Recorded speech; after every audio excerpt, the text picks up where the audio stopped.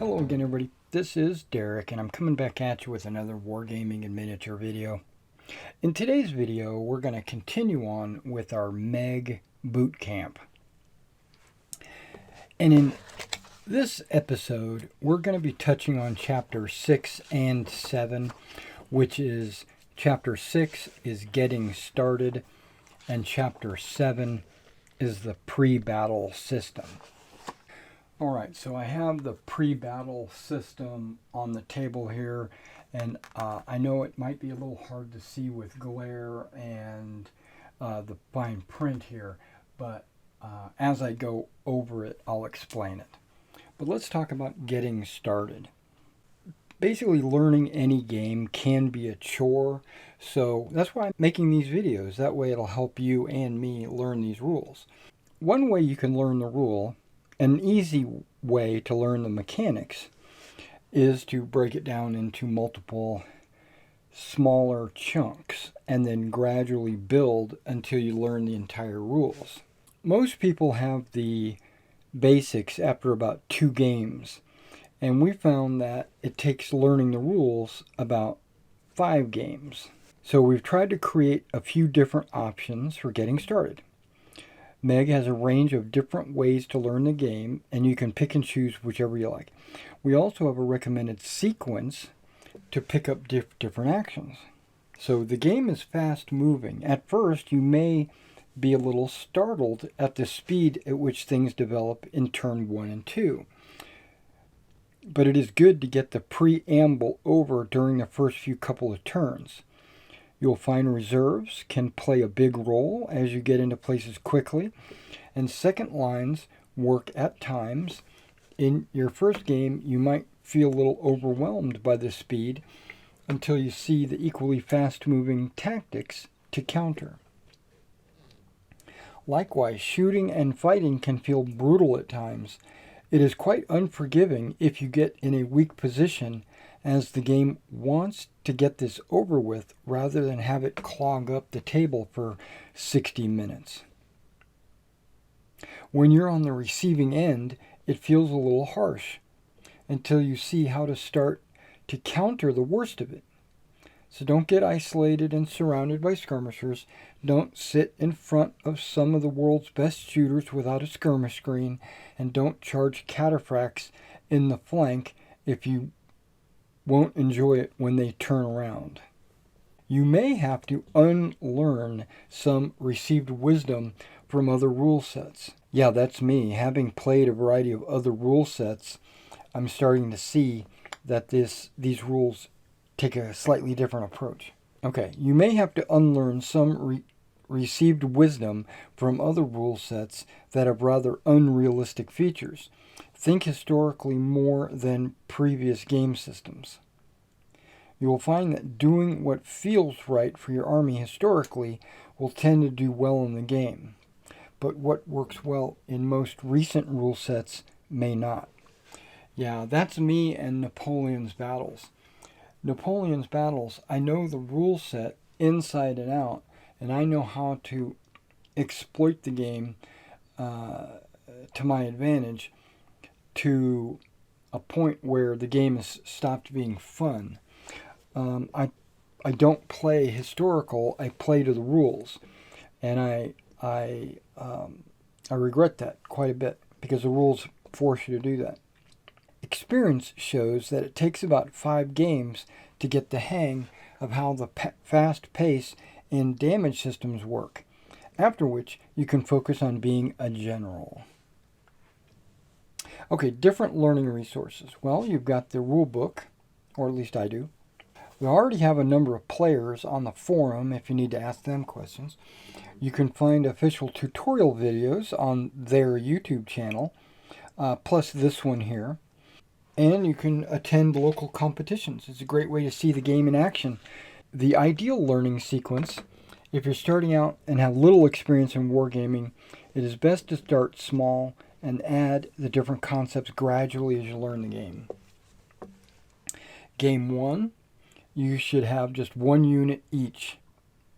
So you just take 1 unit versus 1 unit and work yourself through some combat.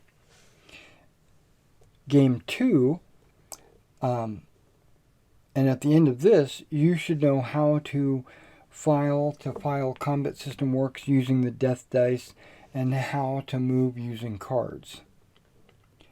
Play a little mini game with like 4 tugs each. No terrain, no missile troops. Set up at about 12 base widths apart. Roll a die and go. That second game should take about 45 minutes.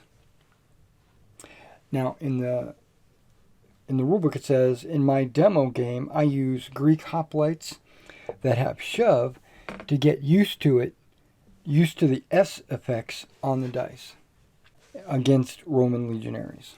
Game 3. At the end, you will know how to file shooting system works using the death dice and about slowing fire effect. So use 1 competent general and 4 tugs each and have one side equipped with missile weapons but no skirmishers, and have no terrain. Set up about 12 base widths apart. Roll a die to see who goes first. This takes less than 45 minutes. You will get accustomed to shooting and how it works with charging. Be careful with the slowing effects of fire and use some troops to shatter. This gets you using 2 more of the uses of the S effect on the dice. In my demo game, I use Indian bowmen with an elephant tug and Gauls who have shatter. Game 4. At the end of this, you'll know how multiple generals of different grades work and how troops that can evade run away when charged. Go up to 2 generals and use a talented and a mediocre each, so you can see how the number of cards has an effect, and make one side professional and one instinctive. Go up to 6 tugs and 2 sugs each, and put 4 with each general and have no terrain. Set up 12 base widths apart. Roll for dice to see who moves first. Should take about an hour. This will now introduce runaway and skirmish moves with the sugs and show you how tugs and sugs react on the table. In his demo game, he uses late Carthaginians and mid-Republicans. Game 5. At the end of this, you will know how all the different parts of playing the game interact. Pick an army you want and use and play an equal point game using the MeG Army Builder with 7,000 instead of 10,000 points. So 10,000 points is your standard MeG game. They say use 7,000, it's just a little bit smaller. Each put 2 pieces of terrain down somewhere sensible and just roll for who sits at which side. Play this as a normal game. It might take you 4 hours as you are new to the game. In my demo, I use Alexander the Great against the Persians. Game 6. The pre-battle system. At the end of this, you will know how important the pre-battle system is to the game. Now repeat a 7,000 point game using the pre-battle system and terrain. In his demo game, he uses Turks against the Byzantines. Game 7, Magna and Pacto. At the end of this game, you will see how the smaller games keep all the richness of the Maximus main battle game. Try Magna at 6,000 points and Pacto at 3,000 points and decide which version of MeG you want to focus on. In his demo game, he uses Samurai against Mongols, and that's for his 28mm Pacto, and Ottomans versus Hungarians for his 15mm Magna. Now after these mini games, you will have grasped everything if you started out as a wargaming beginner. It can and has been done in a day. Instead, we have had several newcomers come to tournaments never having played the game, and they have been supported and are sorted by the end of the event. That's good, because when I run this game at a convention, I don't expect everyone to show up to know how to play the game. So I want to be able to just kind of show them how to start and get moving, and then we start the game and they learn as they go, like OJT or whatever. All right, so the next chapter is chapter 7, the pre-battle system. And that's what I've got set up right here, and we'll be going over that.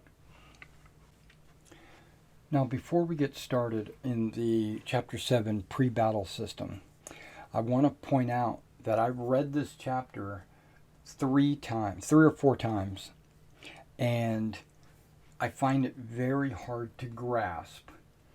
I don't know if it's a language barrier or my ignorance, but what we're going to do is we're going to go over these rules very slowly so that not only I can grasp it, because I really want to learn this system, but also for any of you out there that might also be struggling with learning this, or if you're just new and you're just curious what it's all about. All right, so I'm almost going to read this verbatim. The best generals were not just good tacticians on the battlefield. Much of their work was done before the fighting in trying to bring the enemy to battle at a time and place of their choosing. So far, so good. MeG has a simple, giggle giggle, pre-battle system, or PBS, like public broadcasting system. It's the pre-battle system that is designed to represent the 5 days before a battle and determine where a battle is fought. Once you have used the PBS, it takes just 5 minutes, and it gives you great richness of terrain and challenges. Okay, that's good. And this would be used for I brought an army, you brought an army, let's see what happens. In this section, we're going to use 4 pieces of information. The quality of our army commander.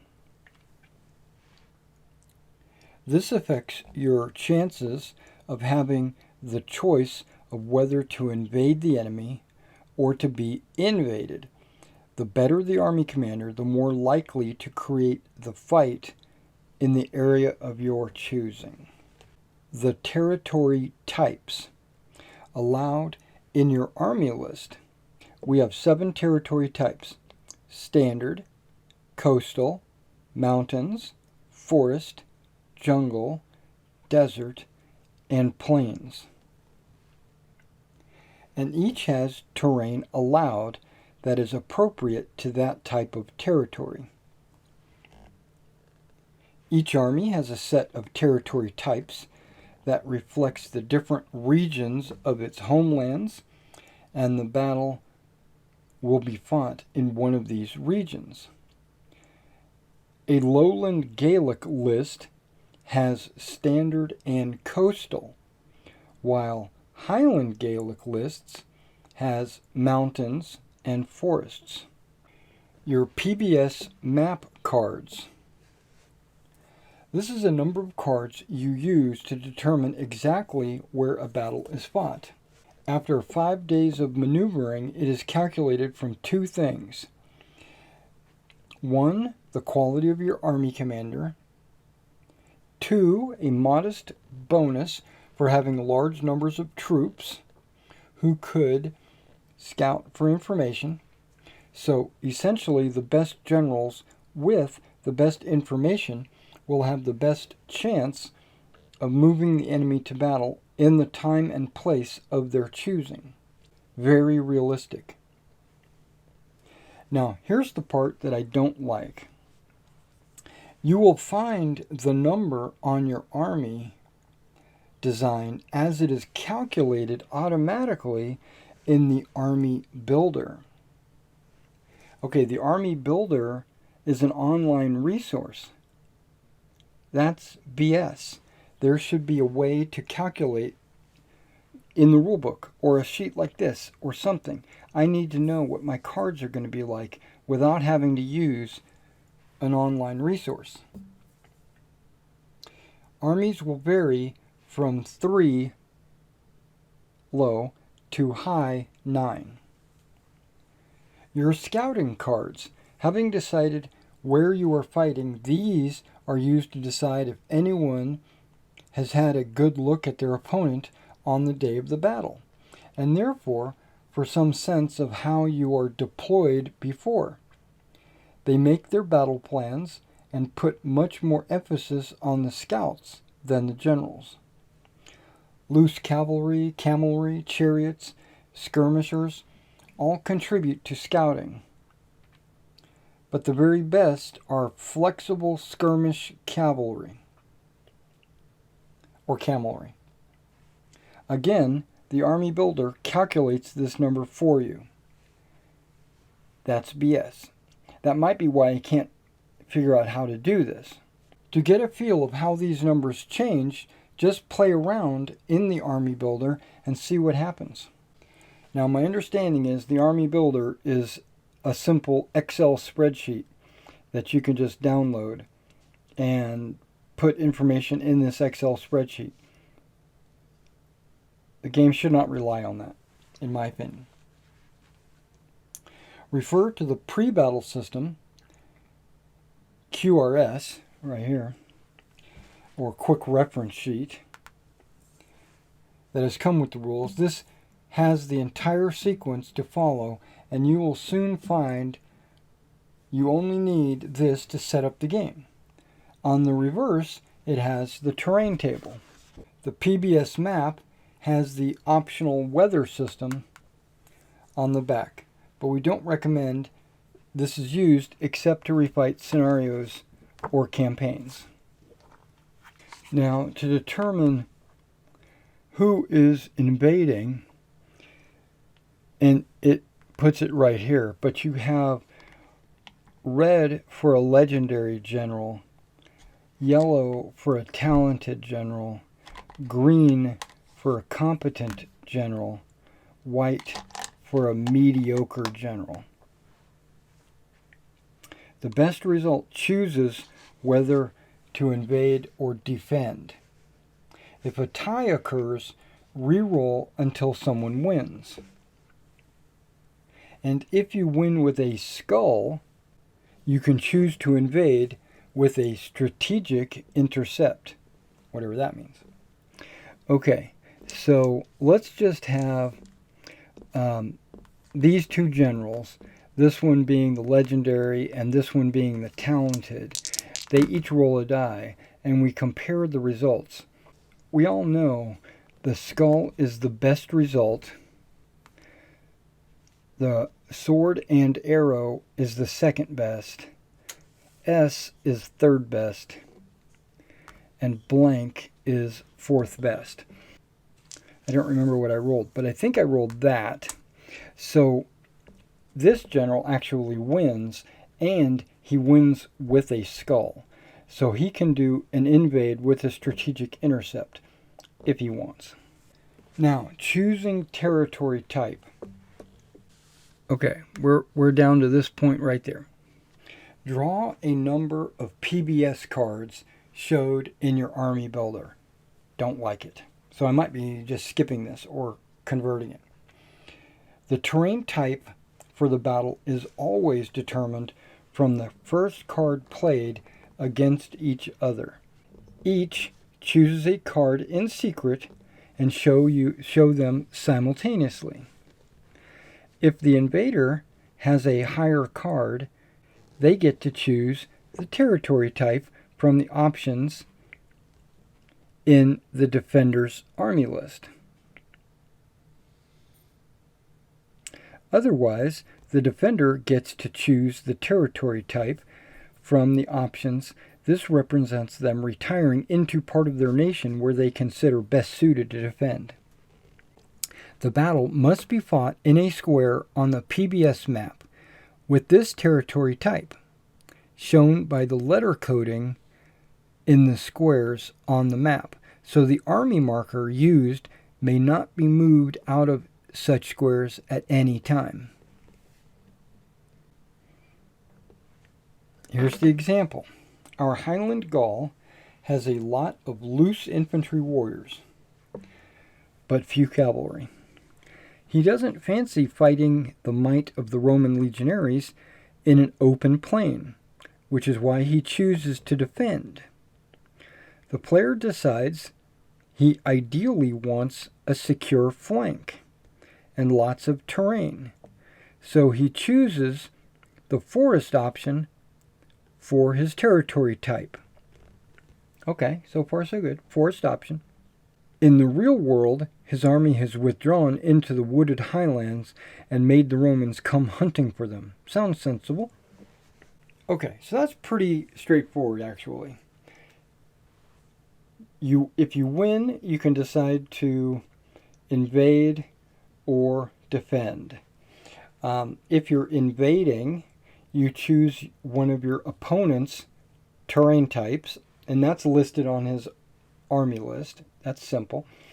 And then if you are defending, chooses one of your terrain types. Now we're going to work with this. So that really didn't have anything to do with cards. Well, it does. It says the higher card. Deal out the PBS cards. The territory type for the battle is always determined from the first card played. So basically you choose a card, and I assume I can just use regular cards. Maybe I am supposed to be using the MeG cards like this, right? And I just get a number of them based on my army list in the army builder. Not that there's actually a bunch of separate cards that I'd have to print out or something. So it's probably these cards, and you're looking at these numbers to determine who the winner is. Okay, but it's just determining how many cards is the trick. And then the army counter must always remain in a map square with the territory type that has been chosen. Simultaneously play a card and move the army counter according to the difference. Okay, so let's take a look here. Positioning the army marker. And I went ahead and pulled this guy out to represent the army, just for this example. Take a look at the PBS map. This is printed with a grid that has on one axis the three types of secure flanks. None, woods, mountains, deep water. That's the secure flanks. Alright, so we take a look at the PBS. This is printed with a grid that on one axis has three types of secure flanks. Okay, I think that's this side. It says secure flanks. But I see four types: water, forest, woods, and none, which are respectively rough, difficult, and impassable. Okay, I'm looking for the rough, difficult, impassable. I don't see that. I guess that would be impassable, deep water. Rough, difficult, impassable. And then that's open. On the other 5 levels of terrain density, from very dense to featureless. Very dense, dense, normal, open, featureless. So 25 PBS squares in total. That's these 5 by these 5. So 25 right there. Read across from any square to see what sort of secure flank exists, and read up or down to see the density of terrain that applies. So if I chose this, it's mountains or forest, normal. If there is a strategic intercept, the invader gets to place the army marker. This represents the invading army catching the defender's army before it manages to get to the place it prefers. Otherwise, the defender places the army marker. This represents them having had time to retire into their preferred area to defend their lands prior to the 5 days of the immediate build-up to battle. The placing player may choose any starting square allowed for the territory type that has been chosen.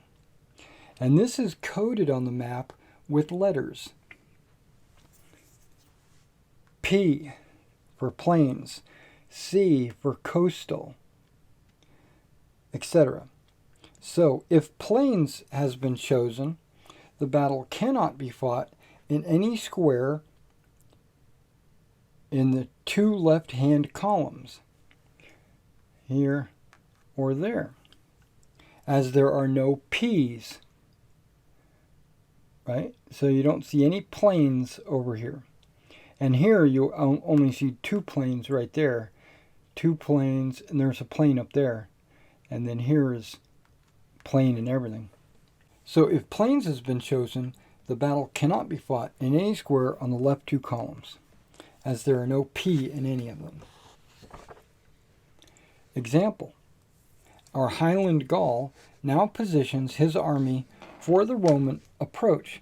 He chooses to start the pre-battle system in the PBS square with the Forest Mountain as a secure flank and very dense. So as to the left-hand column in the second row. So Forest Mountain, very dense, would be that square right there. And you can use any marker you want. You know, a good marker might be your token of some kind. That'd be fine. I'm just using the general because I think it stands out more. And as you can see, we're only this far into the pre-battle system. But that should have only taken us like 10 seconds to figure that out. So in the real world, he has placed his army deep in terrain and set up with a flank secure against a forest mountain range.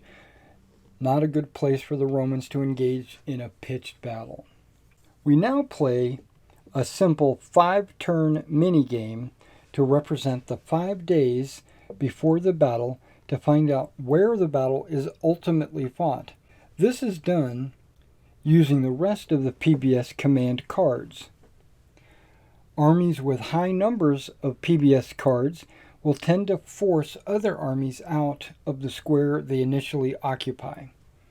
I would really like to know how you determine how many cards without having to use the Excel spreadsheet. We are going to play 5 cards, 1 for each day. Okay, if you have 5 cards, you must play a card in every round. If you have fewer than 5, you must pass at times of your choosing and are considered to have played a black card. Okay, so that is implying that you are using these cards. Your opponent can then choose his card with that in mind.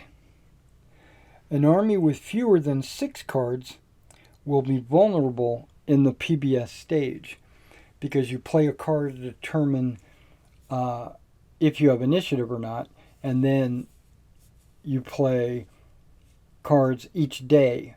Each player then chooses a single card in secret, and then they reveal them simultaneously. The player with the better card gets to move the marker around the map as shown in the bottom left of the map. There's a little chart right there, and it states one color better allows you to move it 1 space side to side or up and down. 2 colors better means you can move it 1 space diagonally. 3 better means you can move it 2 up and down, left and right. Or 4 means you can move it 2 diagonally. Always keep the army marker in a square showing the chosen terrain type. You can move from the bottom line to the top line as shown with the arrows.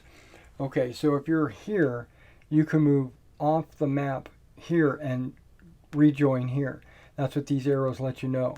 You're allowed to move off the map. It's basically circular, like a tube. You can't go from here to there, but you can go from there to there. You can move from the bottom line to the top line as shown. Repeat until 5 cards each are played with the equivalent passes. The resulting square is the specific area where the battle is fought and determines the terrain. You may save any remaining cards to use in scouting. So if you had 5 cards, you had to play all 5 of them during the 5 days. But if you had more than 5 cards remaining, you would have extra cards for used in scouting. Now the example.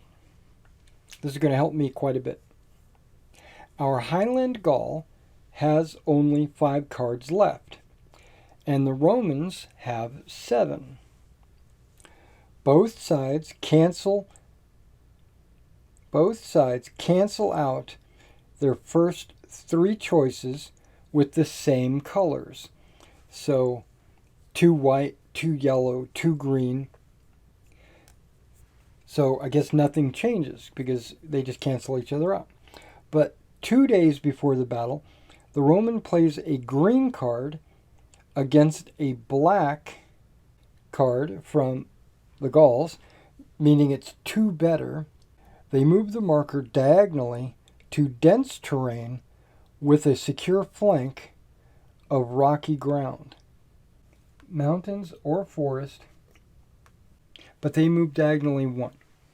On the last day, the Romans play a yellow to a green, which is 1 better. They move the army counter into normal terrain with the same secure flank. Okay, so all of these are the secure flanks for all of these, it looks like. But he can move them over here because that has forest. The real world narrative would go something like this. On July 9th, after a long march, the Roman commander places his army between the farmlands and the forest in an attempt to starve the Gauls who had retired into the forest hills onto more open lands suitable for battle. On July 11th, the Gauls, needing food, moved out towards the farmlands in search of urgent supplies. On July 12th, they were forced into battle on a relatively open plain on the edge of a large area of wooded area. The battle is now set up based on the characteristics of that PBS square and the XY axis of the map secure flank with rocky grounds, woods, and normal terrain density. Rocky ground or woods is the secure flank type, normal density. So that was simultaneously play, repeat 4 times. If you do not have enough cards, you have to pass, consider playing a black. You may keep any remaining unplayed cards for scouting. Do not mix used cards back into the deck or back into the pack. Looking at the PBS sheet again and follow the sequence. First, we pick a table edge and put down any secure flank. A deep water is placed by the defender on a side up to 6 base widths onto the table, up to that deep onto the table. It can be declared as a 0 depth, so the table edge is the water line, like an actual coast. Otherwise, each player chooses a compulsory sized piece of terrain from the secure flank choices allowed in the territory type. Occasionally, one of the options will be allowed. Woods or rocky ground. Place your pieces on the same side, table edge, each entirely in your own half and fully within the flank sector of 10 base widths. So if you take the table at the actual table where you're going to play, you split it in half, you have a table side like the Gauls, and they have a table side like the Romans, and your flank zone is 10 base widths, you can put your piece of terrain within your side and within that flank zone. So you could place it all the way to the back, in the middle, all the way to the front, but all the way to the front is only halfway across the table. Now look up how many compulsory pieces of terrain there are to put down. The defender gets half of the pieces, rounded up if it's an odd number. And choose the first one. The invader then chooses the next, and so on. Terrain density. Yeah, secure flanks. Any deep water flank covers the full table width and is placed by the defender up to 6 base widths onto the table, therefore entirely secure. Otherwise, place compulsory terrain, and then we look right here. Terrain density. So we already know it is normal. We would come down to normal, and it says compulsory items in total shared 2 rough open area or difficult. Optional items, and then we'll get into that in a moment. But basically, featureless is nothing, open is 1, 2, 1 and 2, 2 and 2. So rough, open, and difficult are 2 different types of terrains. Okay, terrain placement. The defender places the first piece, and players alternate placing items as follows. Now you're going to roll a die. This is actually a traditional D6. Oh, right there. Other terrain placement. 1 or 2 is left flank, 3 or 4 is center, and 5 or 6 is right flank. It says odd numbers must touch the table edge. So I guess if you roll a 1, it's got to touch the table edge. If you roll a 3, it's got to touch. The way a 3 would touch the table edge would be all the way back to the back side. You can place terrain in your half and or the opponent's half of the table within these sectors. On an odd number, the piece must be placed touching a table edge. If it's an even number, then it can, but it does not have to touch the table edge. And be sure that when placing terrain, they have to be at least 2 base widths apart. So you can't have the 2 pieces of terrain touching. And then right here, this last step right there says terrain adjustment. Now, during that placement of compulsory terrain, when you roll the left, center, or right flanks, you're not limited by the halfway mark on the table. You can place it in your opponent's area. You can place it in your area. The terrain is placed. Like if I've got woods and I want to impede the Romans, I might put it on their side. Okay, terrain adjustment. The placing player rolls a die to see where he's going to place it. Okay, this is still the single piece. So I put a piece of terrain on the table. Like I said, the woods on the back side. Now, the other player, being the Romans, rolls a die as well.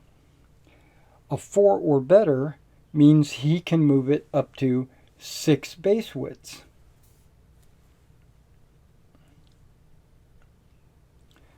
A 5 or better, as above, or he can pivot it. So he can twist it or turn it. And if he rolls a 6, he can, as above, so he can move it up to 6 base widths, or pivot it, or remove it entirely. And then you repeat these steps for each piece of compulsory terrain.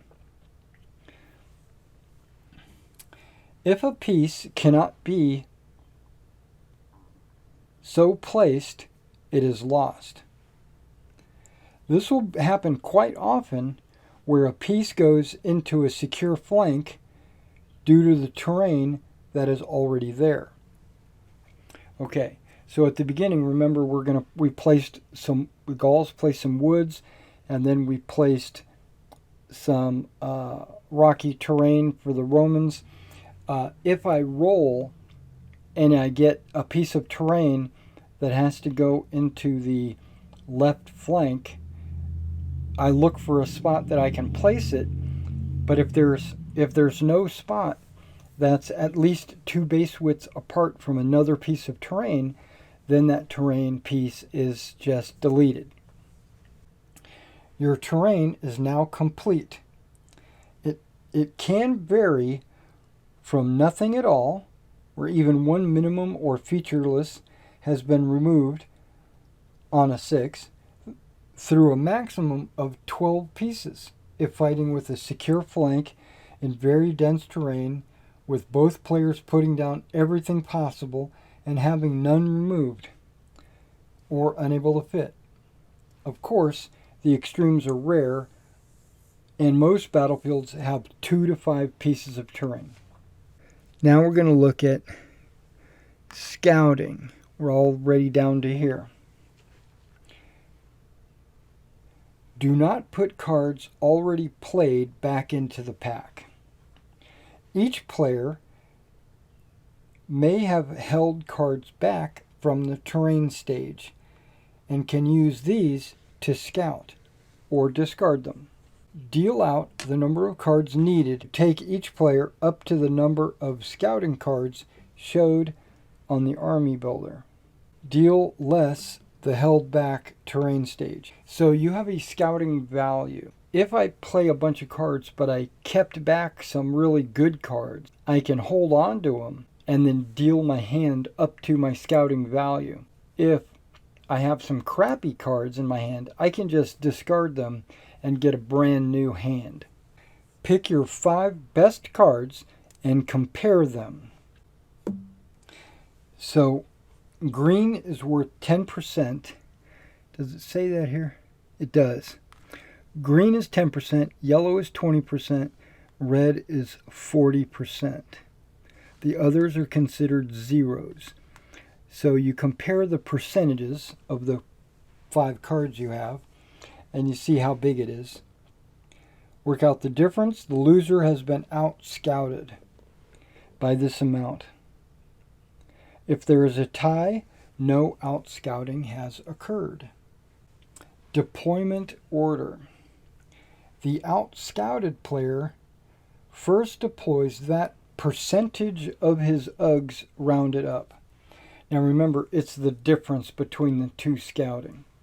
So if I have 100% or more and you have 0%, you're out-scouted, and the difference is 100%. So you'd have to put out 100% of your UGs in addition to the camp. If there is no out-scouting, then the defender starts by deploying 1/3 of their UGs. For both sides, their camp is always the first item placed. Then any troops with barricades, not battle wagons. Any artillery. Then any expendables. After that, you have free choice of the order in which you deploy your UGs. If there has been any out-scouting, then the other player now deploys the same percentage of UGs as the opponent has deployed. So if you had to do 40% of your UGs, now I will do 40% of my UGs. Players then alternate deploying 1/3, rounded up, of their original number of UGs each time until all troops are deployed. The final batch of UGs may at times be fewer than 1/3, of course. If you have 19 UGs, it would be 775, as each of the first deployment must be at least 1/3. Deployment batches for out-scouting and army size are calculated by the army builder. So there's probably a number on the army builder that gives you those 3 1/3 numbers. like pre-calculates it for you, just so you don't have to do any math. Deployment zones. Okay, that's this part right here. Because here's outscouted, best cards, the difference. Yeah, so deployment zones. Troops are declared and described. So this is basically you tell your opponent what you've got in your army, what's involved, what their stats are, stuff like that. Basically you share information, all grades, skills, etc. as you're deploying them on the table. Oh, it says except whether they're allies or not. Okay. Once all UGs are on the table, deploy the generals and declare which UGs are under their command.